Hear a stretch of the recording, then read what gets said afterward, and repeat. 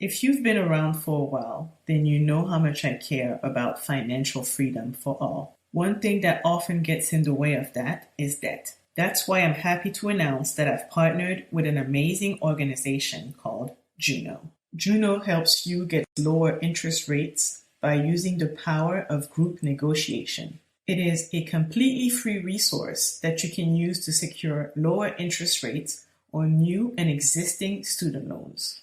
Head to the link in the episode show notes to find out more.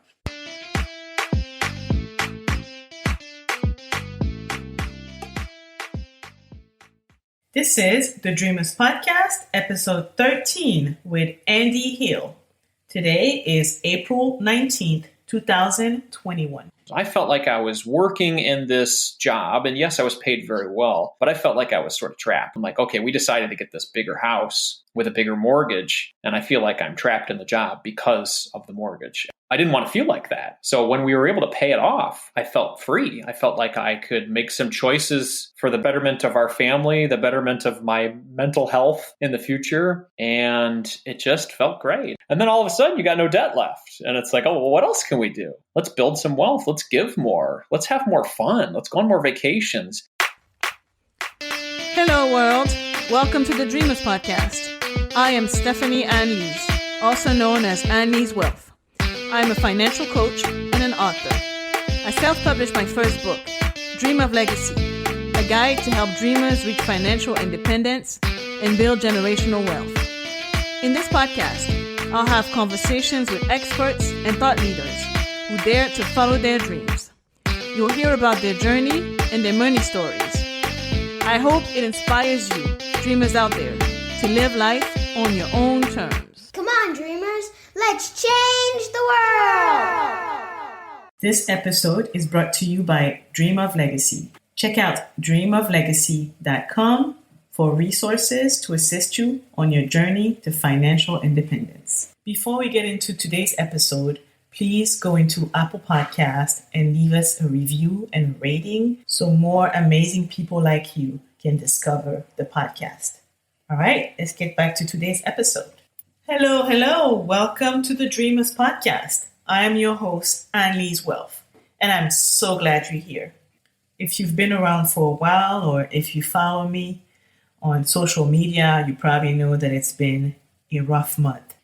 But I'm committed to showing up no matter how hard it gets. I think that's what life is about. You just have to keep going. You have to keep showing up. You have to hold on to your joy no matter the season. This podcast and this community that we're building brings me joy. I'm excited for today's episode with Andy Hill. Andy Hill is an award-winning podcaster, writer, and speaker. He is the founder of Marriage, Kids, and Money, which is a platform dedicated to helping young families build wealth and thrive. Andy's personal finance experience and advice have been featured in major media outlets like Business Insider, CNBC, MarketWatch, NBC News, and many more. He is a personal finance influencer and corporate financial wellness speaker. For the backstory here, I met Andy through his podcast, and I'd been listening for a while. And when I started my blog, dreamoflegacy.com, I reached out to him. The first time I actually wrote for a website outside of my own blog was Andy's website. I wrote an article about the racial wealth gap and why the racial wealth gap exists and what we can do to help solve it. Almost a year later, it's a pleasure to have him on my podcast.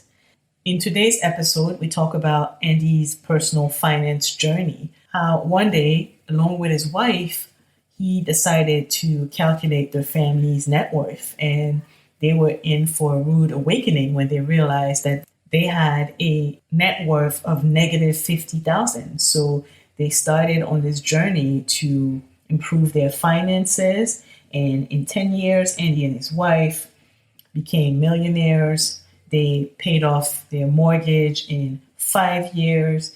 And we talk about all those things. He also shares how he turned a creative outlet into a side hustle and then eventually walked away from it and became a full-time entrepreneur. He walks us through the steps that his family took to prepare for such a huge change, how their lives have changed since they became debt-free, and how they're helping their family, especially their nephews, build wealth. So here's Andy Hill. Andy Hill, welcome to the Dreamers Podcast. Thank you so much. I'm glad to be here. Andy, can you tell us a little bit about you and what you do? Well, full-time now, I am a podcaster. And I have a podcast called Marriage, Kids, and Money, and it focuses on helping young families thrive, much like your podcast, helping families do some great work in the world. And I've been doing that for about 4 years now. About a year ago, I decided to leave my full-time career in corporate event marketing and go for this little small business / hobby of mine full-time. So I'm very excited that I'm able to do that. So can you talk to us about how you made the decision to leave your full-time career in corporate events to just doing this podcasting and blogging thing full-time? Yeah. Yes, it's pretty wild. Let's see. So about 4 years ago, I had a really bad day at work. And it was one of those days where I had been doing very well in my career. And then all of a sudden, the management made some changes. I wasn't on the team that I was originally on anymore. They moved me to another team. The people who were reporting to me weren't reporting to me anymore. The team that I had built that I felt really proud of. And all of a sudden, I was on doing something completely different that I didn't ask to do. And it was one of those things where it just epiphany kind of hit me, being like, I'm not really in control of my destiny here, no matter how hard I try. And so it was just one of those things where I'm like, I need to have something outside of my 9 to 5 that brings me some happiness and joy. And so I decided, hey, I've been listening to some podcasts lately. It's kind of a new, cool thing that people are doing. What if I just started one and had some fun with it? And in the beginning, it was just a hobby, one of those things where I said, hey, well, I can connect with some people, learn from some people, and share some things that I know as well. So that's what I did. I decided to do that. And that became my outlet, after work or on the weekends for just some fun thing to do outside of my job and outside of being a young parent. I think I had a 4-year-old and a 2-year-old at that time. So lots of, daddy time and lots of work time and not a lot of me time. So that was something I decided to do in 2016. Slowly built it up to not just a hobby, but a side hustle where I was making a little bit of money, and then figured out a way where I could transition to making it my full-time thing. And it took a while to get there, but every minute that I'm able to do that type of work, I was very, very happy to do it. And I did not feel that way in my job in corporate event marketing. I had that for about 15 years and just felt like I was ready for a change. So I went for it. Can you share maybe some of the steps that you took to prepare for this leap of faith? Yeah. A lot of it, since I talk about financial stuff on the show a lot of it was financial. So for me, I didn't really feel comfortable in making an entrepreneurial leap until we had some major control of our expenses. So we did some things in the years prior to feel very comfortable with that leap. And one of them was to eliminate all of our debt. So we had some student loans and some car loans. That is something that my wife and I partnered together on to eliminate. And then after that, we got kind of excited. Well, I'll say I got kind of excited about paying off the mortgage. And that became our next challenge together over the next little less than 5 years. We paid that off. And we had taken advantage of all of the workplace retirement options that were there and available to us to, maximize things that were helping us to have a great retirement, 30 years from now. And hitting this level of coast fire where you build up enough of your retirement investments where you can let it just sort of coast for 20, 30 years and build up. So by doing those things, having no debt and kind of taking care of retirement early, I felt like, okay, well, if I take a big pay cut, I'm still able to make some money to live our lives now that we've controlled our expenses so much.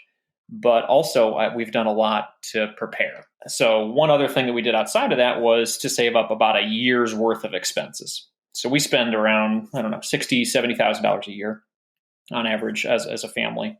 So we saved up that and a little bit more to make the transition. And it was one of those things where it was like, okay, even if I completely mess up on this internet bloggy, podcasty, YouTubey thing, then I've got a year's worth of savings and I can always go back and get a job. So that's how we prepared financially and helped us to make this little leap of mine and give it a go. That sounds like a very solid plan. You mentioned that you guys paid off your mortgage in 5 years. Yes. Kind of crazy. Yeah, that's very impressive. Thank you. So today you are an award-winning personal finance podcaster and blogger. Talk to us about that.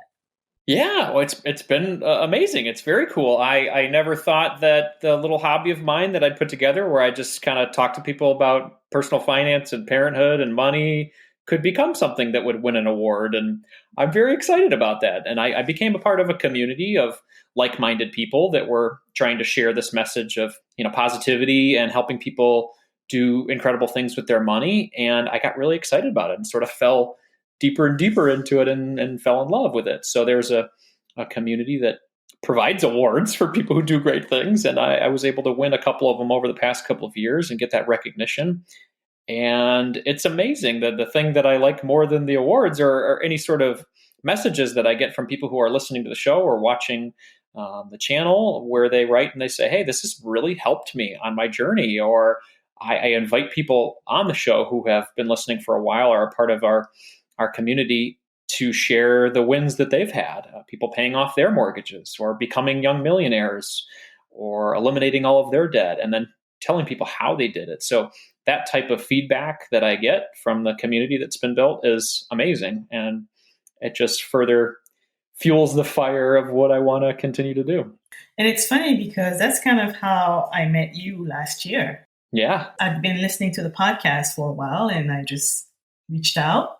And next thing I know, I was writing an article for your blog.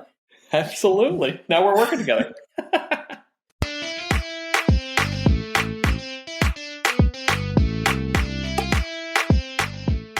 If you've been around for a while, then you know how much I care about financial freedom for all. One thing that often gets in the way of that is debt. That's why I'm happy to announce that I've partnered with an amazing organization called Juno. Juno helps you get lower interest rates by using the power of group negotiation. It is a completely free resource that you can use to secure lower interest rates on new and existing student loans. Head to the link in the episode show notes to find out more.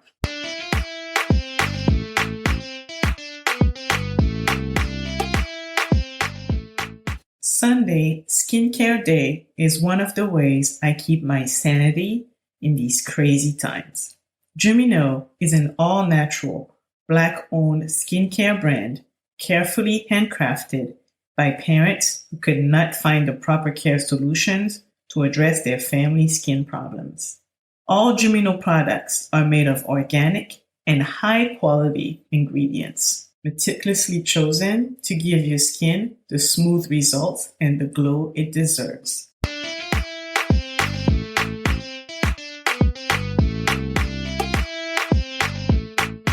Can you share maybe for anyone who's interested in starting a blog or starting a podcast, what are some of the things that you would say are key to running a successful blog or a successful podcast today?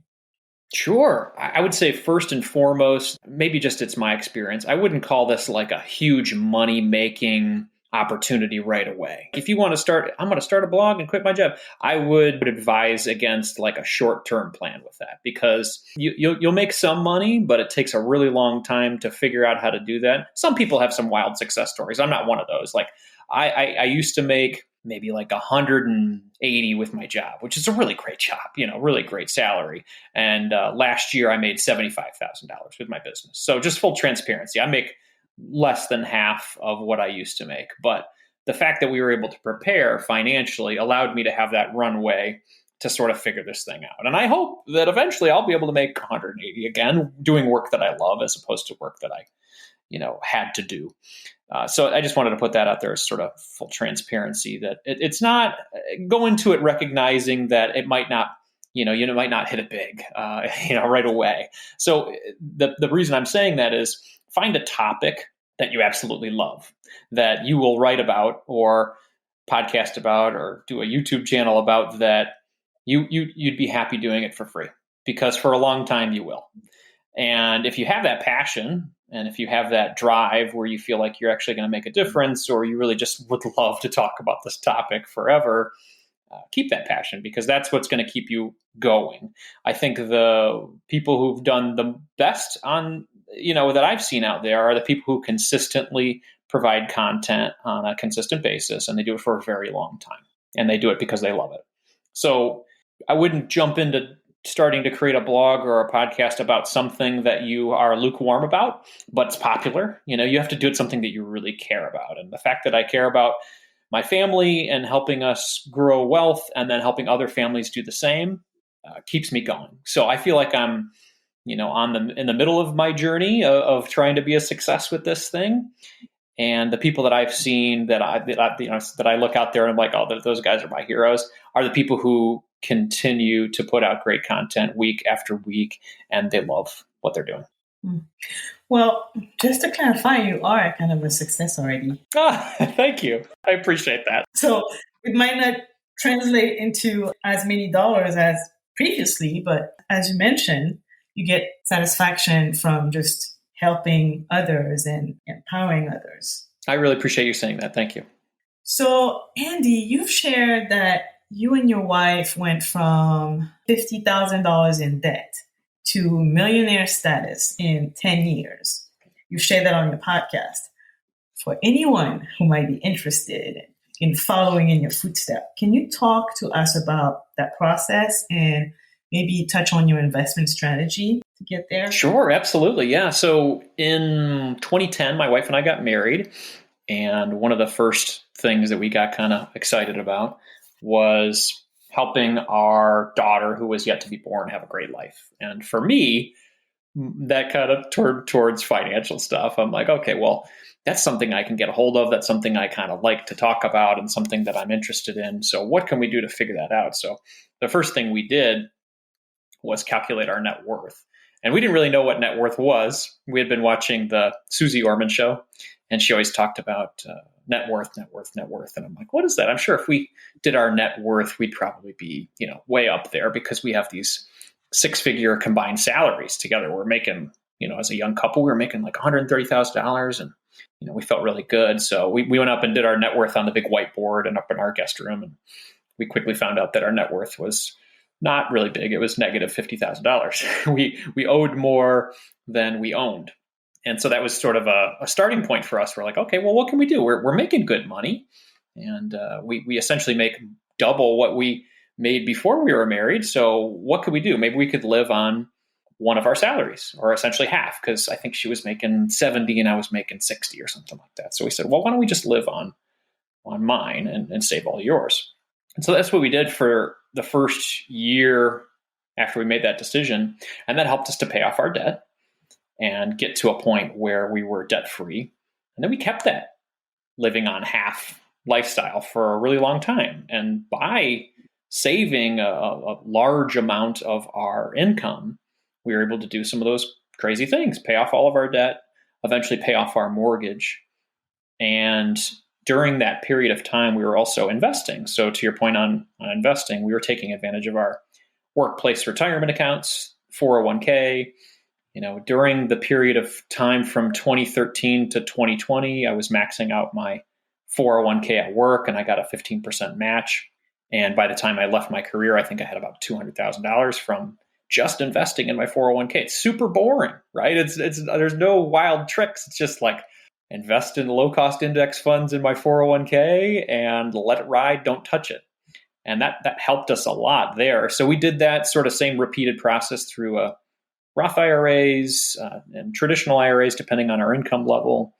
And we even did that with our HSAs as well, health savings accounts. So repeating that process of simple low-cost index funds and investing in tax advantage vehicles helped us to get maybe $500,000 in investments, and our home that is now paid off is close to $500,000 as well. And then we have some cash and savings in our 10-year-old cars and things like that sort of round out our net worth. But that's essentially it. I mean, we eliminated all of the debt obligations in our lives and then invested in tax-advantaged retirement vehicles for a long time, didn't touch it, and let it ride. So how is it to be debt-free? That's something that, I still have a mortgage, so I can't quite relate to that yet. And, a lot of people think that's just not possible. A lot of people think that you have to either have a mortgage or have a car payment, or you just have to have debt. So tell me about how it felt and how it feels every day to be debt-free and what kind of opportunity that has provided to you guys. Yeah, when we paid off our debt in the beginning, the car debt and the student debt, that felt really good. It felt like we were releasing obligations in our lives. It felt a lot of times when we had the debt, it just felt like one more thing we had to worry about. And then when we paid them off, it was like one less thing we have to think about, one less thing we have to worry about. And as a young parent, man, I feel like we're always thinking about the thousands of things we have to do each day. And to release one of those big obligations just felt like a weight off. You can breathe out, and it just felt great. And so when we did that with the mortgage, me personally, I can only speak for myself, but it was a huge weight off my shoulders. I felt like I was working in this job, and yes, I was paid very well, but I felt like I was sort of trapped. I'm like, okay, we decided to get this bigger house with a bigger mortgage, and I feel like I'm trapped in the job because of the mortgage. And I didn't want to feel like that. So when we were able to pay it off, I felt free. I felt like I could make some choices for the betterment of our family, the betterment of my mental health in the future. And it just felt great. And it got a little addicting after the first round. You pay off the student loans. I'm like, well, this feels good. Let's pay off the car. That feels great. Let's pay off the house. And then all of a sudden you got no debt left. And it's like, oh, well, what else can we do? Let's build some wealth. Let's give more. Let's have more fun. Let's go on more vacations. And because you don't have those obligations, you could do more of those things. Like this year, our big financial goal is to save up to buy a hot tub. I mean, that's not really like paying off your mortgage or anything, but now we are having a lot more fun and excited about using our money for fun things. So yeah, that's where we are today. And it's exciting. That sounds like a lot of fun. You mentioned that you paid off your mortgage, but do you mind sharing how much you paid off in 5 years? And I think that's something worth mentioning. Sure, yeah. So our mortgage, the home we bought in 2013 was $350,000. The mortgage we took out was around $200,000. So it was a $200,000 mortgage that we paid off in just under 4 years. Our goal was 5, and we paid it off in just under 4 years. So we worked hard together. We made some good money. I think during that period of time, we made on average around, I think, $170,000. So we lived on, I'd say, probably just a little bit less than half of that and utilized that money to pay off the mortgage. So I think it was on average, we paid an extra $3,000 per month. And that's a lot of money to pay on average. I mean, part of it was when we sold our first home, we were able to put a chunk of change. I think it was like $20,000 or $30,000. So that knocked off a lot of the original principal. And then the months that followed from that, it was like, okay, what can I do to get some bonuses at work? What can we do to sell some stuff around the house that we don't use anymore? The old baby gear, as our kids are getting a little older. I think I sold my moped. I sold some skis, things that I just didn't use anymore that were gathering dust. Ended up being, more logs on the fire to burn away the mortgage. And we got excited about, different ways to make that process happen. And then in areas for us to decrease our income, but not kill our joy, like, hey, what can we do to negotiate down the cable bill? What can we do to negotiate down our insurance bills? Still have the same stuff, but just pay less money. I didn't want to have it be deprivation and not enjoy our journey. Finding ways to decrease our expenses, but not kill the joy. That was like my main goal. So yeah, and we were able to follow that process. We met once a month to go over our budget together in a what we called the budget party, and reviewed all of our expenses together. And over time, we were able to do it. Yeah, just under 4 years, and became mortgage free. Well, congratulations on that. Thank you. One thing that I really enjoyed from your podcast is that you mentioned that during this time that you guys were, I guess, on your journey to becoming millionaires, you also increased your charitable giving. And, sometimes people think that you have to get to a certain level before you can give or before you can be generous. So talk to us about your reasoning behind that. Yeah. And I think it was right around the time we were getting close to paying off the mortgage in 2017. I did some other calculations and I looked at how much we were giving, and it was around 1%. And, there's nothing wrong with giving 1%, but at that time I was feeling very, blessed with the situation we were in. And I said, wow, I feel like we could do a lot more than that. I feel like we could do better. So, but it wasn't easy because we had all the other ideas of things we wanted to use the money for, right? So what we decided to do is just sort of ladder up our giving. So we had 1% in 2017. We said, okay, well, what can we do to get to 3% by 2018? So those little ladder steps made it a little easier. So we got to 3% in 2018. And then we said, okay, let's try to get to 5% in 2019. And that was our next ladder up. So by the time 2019 came around, we were giving 5%. And then last year we said, okay, let's do our own version of 10% giving. And so we got to 10% in 2020, but we did it a little differently because we talked about how we wanted to give. So 5% went to charities and causes that we feel very passionate about. 4% went to family and friends for random giving, just giving to family and friends for large gifts, or one thing we like to do is I like to help my nephews start their Roth IRA and then help them contribute a little bit if they've had earned income that year. And then the final 1% rounded out is just sort of random acts of kindness. So we do some fun things around the holidays where we give big tips to people who are working hard in the service industry. So we sort of save up money for the entire year so we can give a $100 tip to somebody who's working at Subway, or I like to go to this donut shop that my kids love to have on Saturdays, and it's fun to, hand a $20 bill to each one of the workers during the holidays and make them smile. So that type of giving kind of got us geeked. And yeah, we got to hit that goal of 10% giving in our own way in 2020, which was a lot of fun. That sounds great. And so you mentioned that you helped your nephew start Roth IRAs? Yeah. Well, talk to us about that. Yeah. So I after studying all this stuff and talking to all these people, the main takeaway that always comes out is the earlier you start to invest, the better off you're going to be. Time and compound interest are really the main drivers of wealth building. And obviously consistency and, not pulling out of the market and keeping things simple. So I said, well, who do I know that's super young besides my own kids that would actually kind of get into this stuff? So I started just sort of planting some seeds with my 16-year-old nephews, 18-year-old nephews, just saying, hey, I'm getting into this investing stuff. I think you guys should really consider it. There's this thing called a Roth IRA that you can invest in if you have earned income, and your contributions and your earnings can grow tax-free as you start to, get older and older. And I would show them the compound interest charts to say, hey, here's where you start to invest now. And then by the time you're 65, this could be $2 million or $4 million or whatever. And they would be like, okay, cool. But they wouldn't do anything, right? They'd be like, yeah, sounds good. And I'm like, hey.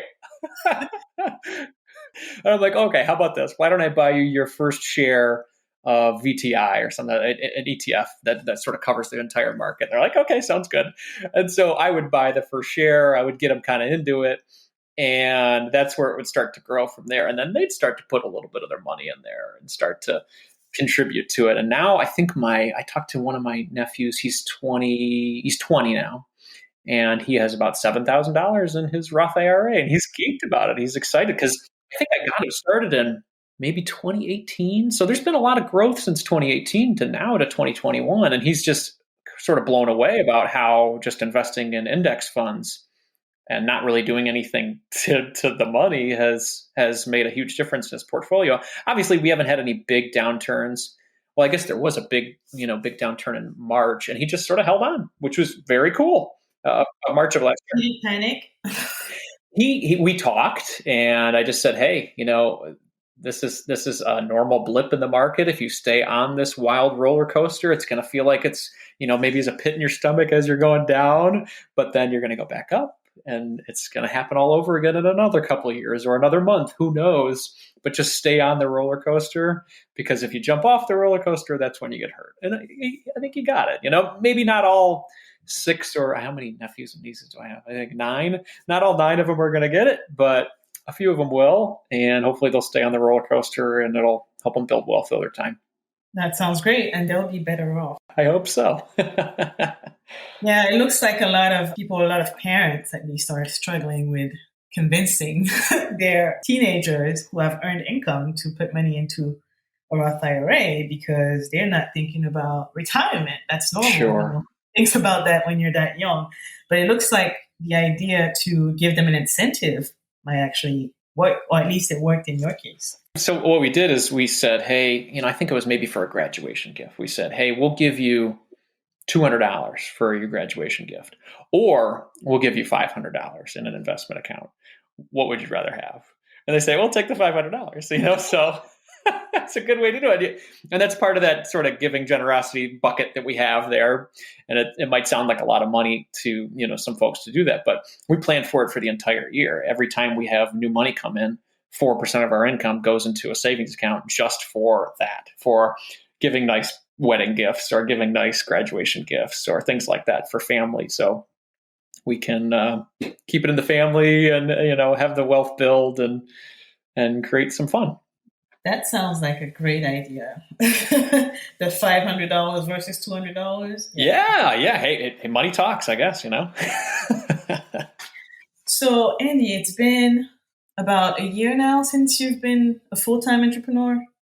That's right. Yeah, about a year. Besides this crazy pandemic that you had to deal with, what are some of the challenges you've encountered, and how did you overcome them? Well, I think that I underestimated how nice it is to be an employee, because there are so many incredible things that your employer provides for you as an employee. And one of them is a consistent, steady paycheck. Every couple of weeks, there's going to be money directly deposited into your bank account. And I didn't find that with entrepreneurship. I would have to hunt down the clients and, do the sale. And then after, getting the contract signed and everything, I have to make sure that they still pay me. And if that didn't happen, I'd have to go find them and say, hey, can you guys please pay? And they'd say, okay, yeah, I will pay. And then maybe 60 days later, they get the payment. So I think underestimating how nice it was to get a steady paycheck was something that I learned quite a bit. And then also just the beauty of working in a company that already has a marketing department, a sales department, an accounting department, legal department, HR, all that stuff. Because when you're a solopreneur, you're doing all those things. You got to do all of that.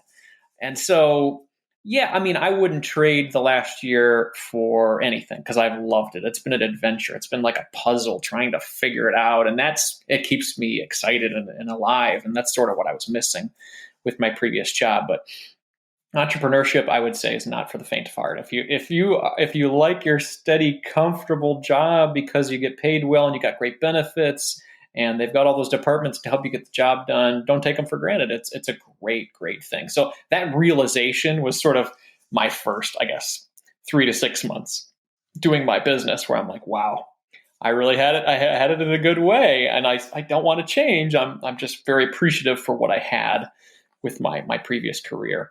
And another realization that I had throughout the process is that multiple streams of income within your business is a great way to go, because having that backup, let's say one thing falls out, then you've got these other lines of income to help you still maintain afloat. So I found that whether it's multiple clients, you could call it, or multiple streams of income, is a very smart thing to do. And having that diversification within your income, just like diversifying in your investments, is a really smart way to go, because it helps you to keep moving forward in your business and, not fail in the first year. Because I don't know the statistic, but I think I've heard it's maybe like 70% of businesses, small businesses, fail in the first year. It's because of lack of cash. And I didn't want to be that business. Now you started a podcast with your wife, or is it a full-on podcast, or it looks like it's going there? Yeah, it's kind of weird, So one day, for majority of our marriage, Nicole has made it very clear that she does not like talking about money. It is like a taboo subject for her and her culture, and it's just weird for her to talk about it. And I'm the exact opposite. I think it's very smart to talk about money because I like breaking the taboo, because if you can be open with people and share your struggles and share your wins and your failures, then I think people feel more comfortable to talk about it, and then we all can learn. But I like her perspective too. And so we decided to, or actually she decided, hey, I would like to do a segment with you. And we call it Bread and Wine. So every Friday over the past couple of months, she joins me, and she's the exact opposite opinion about money, which is great because she'll come on and she'll introduce a topic that I would never have on my show. And she now brings these up, and we can have these uncomfortable conversations about money where we talk about either the struggles that we've had in our relationship with regard to money, or just these general topics where we don't see eye to eye and we sort of agree to disagree, and we have some wine at the same time. So it's been a blast. Right now, it's just been a 15 to 20 minute segment that we do every Friday. I'm considering just making it its own show separately. So because people might just want to listen to that one separately. So right now it's been fun. I'm so excited that she wanted to do anything with me with regard to the podcast and talking about money that it's sort of a dream come true for me right now. So I don't want to ruin it and talk about it too much because I'm afraid it's going to go away. Well, I've definitely been enjoying it. It's just good because I feel like some of the topics are conversations that I have at home with my husband, and just hearing a different perspective has been really good. Absolutely. That's feedback we've been getting, is that this seems like a chat that I would have with my spouse at home. And I'm glad we've been able to do that. And she's been having a lot of fun too, which makes me really happy. That's great. Let's talk about the type of financial education you received as a child, if any.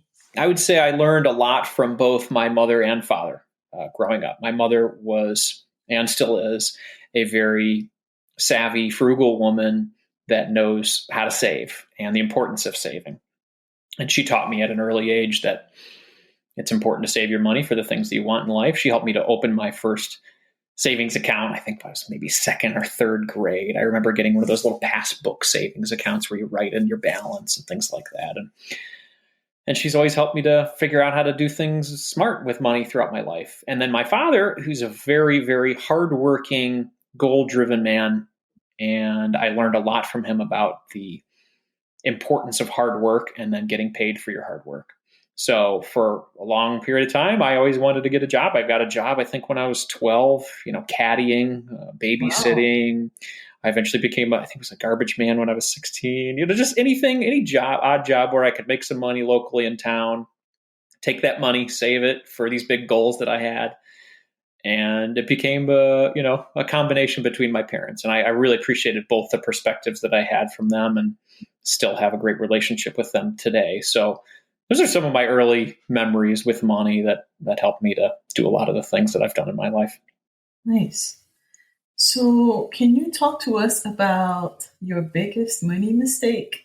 Oh yeah, my biggest money mistake. And it's sort of a combination from what I learned from both my parents too. I think for them, their generation, growing their family legacy meant, moving from, sort of lower class to middle class and then upper middle class. And for them, as they moved from Florida to Michigan, was home ownership. Home ownership was a big deal for them.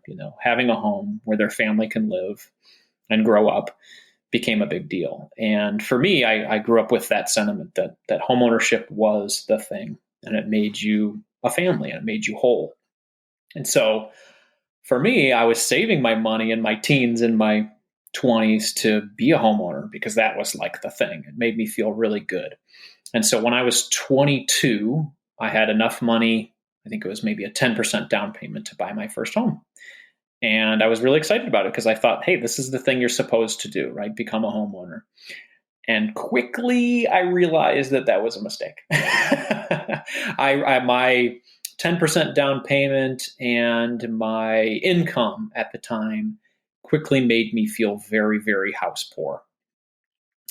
And so I owned a home that was, I think it was a $200,000 home, and I put just 10% down on it. So I'm making PMI payments, and I made a job change shortly after that. So quickly the mortgage, all of the payments associated with my bills and the repairs that I needed to do were about 50% of my income.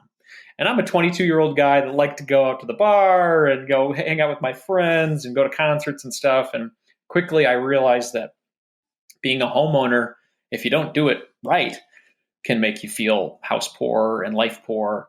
And I didn't like that feeling at all. It was horrible. I was like, this is the thing I was supposed to do. I was supposed to buy the house. That's what the responsible thing, right? And then all of a sudden I'm like, I don't feel great about this. I feel like I can't do life and I can't, continue to do the things that make me happy. And then shortly after that, we had a great recession, and Michigan got hit really, really hard, especially the Detroit metro area.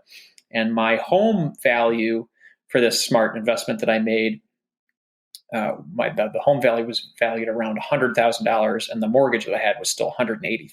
So I was underwater on this smart investment that I made. And I really hated the process that I made, the decision that I made with my first home purchase. And that was probably one of the biggest mistakes that I made, but I learned so much from it that it helped me do my second home ownership purchase a completely flipped opposite way. I made I think it was 45% down payment, and we paid off the home in less than 5 years, because I never wanted to feel like that again. I never wanted to feel like my home owned me as opposed to, me owning the home. So I learned a lot from that mistake. Did the value of the house ever go back to what it was when you purchased it, or did you just? Eventually it went up to so I bought it for $200,000. It went up to, by the time we sold it, $225,000. But I guarantee that I spent a lot more than $25,000 over the 10 years that I owned that home. So I bet you it was a complete wash, in the end of things. But I learned a lot from the process, I'll say. I'm glad you brought out that point, because home ownership, though it can be a great thing, we have to kind of get into it by not just looking at the down payment and how much your monthly payments are going to be, but how much it's going to take to actually maintain the home and whether you can really afford to do it. So I'm glad you pointed that out. It's a great point. I mean, the mortgage is just one thing. You've got your bills, you've got what it's going to take to, furnish the home. Even blinds? Oh, we got blinds in this house. And it was like, oh my God, blinds. It's like, I need a small loan for the blinds. It's just little things that you never think about. And then by the time you go into the process, you're like, wow, we spent a lot more than just the mortgage. So when you do that calculation of like, can I afford this home? You got to think about a lot of other things as opposed to just the mortgage. So, Andy, I like to end the interview with a round of rapid fire questions. How does that sound? Fun. Tell me about a book that changed your perspective on life. Changed my perspective on life. I would say it would probably be The Slight Edge by Jeff Olson. So this is a book that, it's a little bit of financial, but it's a lot more life as well. So the point of the book is the importance of looking at your goals and then taking small incremental steps to get there. And then celebrating each of those small incremental steps, because the journey can be just as exciting as the goal. And that book helped me to feel really good about the big goals that I had in my life, or the big goals that I had set up for myself. Because when you see all these really exciting stories about people becoming millionaires or doing cool things, you're like, oh man, you could kind of get down on yourself. You're like, well, that'll never happen for me. But if you set them up in small incremental steps and say, here's how I can get there over time, then you can get a little bit more excited about it. And those dreams eventually become realities. So that's why I really liked that book from Jeff Olson, The Slight Edge. Great point. One thing about money you wish you could tell your younger self. One thing about money I wish I could tell my younger self.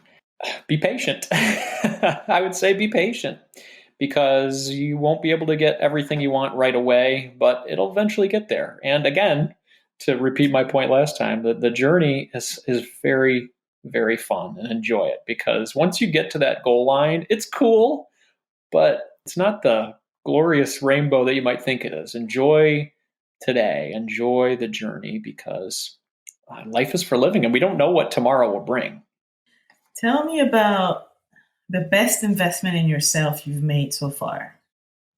I would say it would be starting the podcast. Honestly, I have grown my perspective and grown my ability to learn and connect with people more than any other time in my life. Setting up the podcast and reaching out to people that inspire me, that motivate me, that stretch my limiting beliefs, has been the best way for me to grow personally. Amazing. Fill in the blanks in 3 words or less. Money to me is a pathway to freedom. Andy, what do you want your legacy to be? I would love to leave a legacy of knowledge and inspiration for my kids, and help them to create a life that they are proud of, where they really help people, and help them to create the same sort of legacy for their family as well. Awesome. Well, Andy, thank you so much for your time today. Thank you for sharing your story and your experience and all the great tips that you share with our listeners. What's next for you? Well, I am continuing to put together this fun podcast on a weekly basis. On Mondays, I answer questions from our community, or interview experts, or just share information about how we've done what we've done on the podcast called Marriage, Kids, and Money.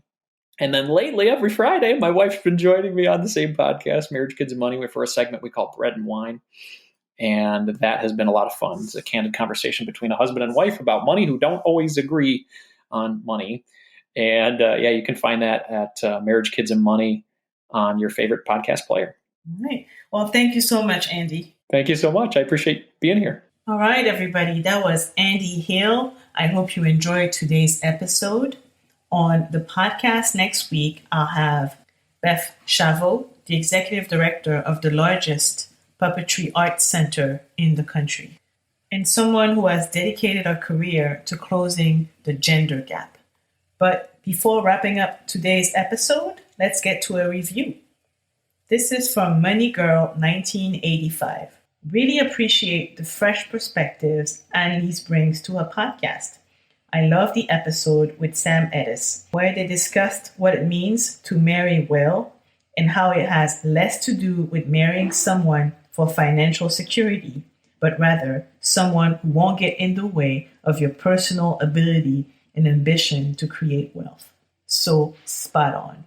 Money Girl, thank you so much for this amazing review. If you're listening and you like the podcast, please go on Apple Podcasts today and leave us a review and a rating, so we can continue to build this community. Thank you for listening to today's episode of the Dreamers Podcast. You can find today's show notes and all of the links mentioned during the episode at dreamoflegacy.com. If you enjoyed today's episode, here's what you can do to support me and help more dreamers discover the podcast. Leave a review on Apple Podcasts or wherever you listen to podcasts. I read every single review, and I'll select one review to read on the podcast every month. Subscribe to the podcast so you never miss an episode. Share the podcast with your family, friends, and coworkers. And if you really enjoyed today's episode, tag me on Instagram at thedreamers.podcast and let me know what you liked about it. All right, dreamers, that's it for today. I will see you back here next week for another episode of the Dreamers Podcast. Okay, dreamers, time to build this legacy. This podcast is for general information purposes only. It is not intended to provide any tax, legal, financial planning, insurance, accounting, investment, or any other kind of professional advice or services. Please consult with an appropriate tax, financial, or legal professional to receive appropriate advice based on your situation.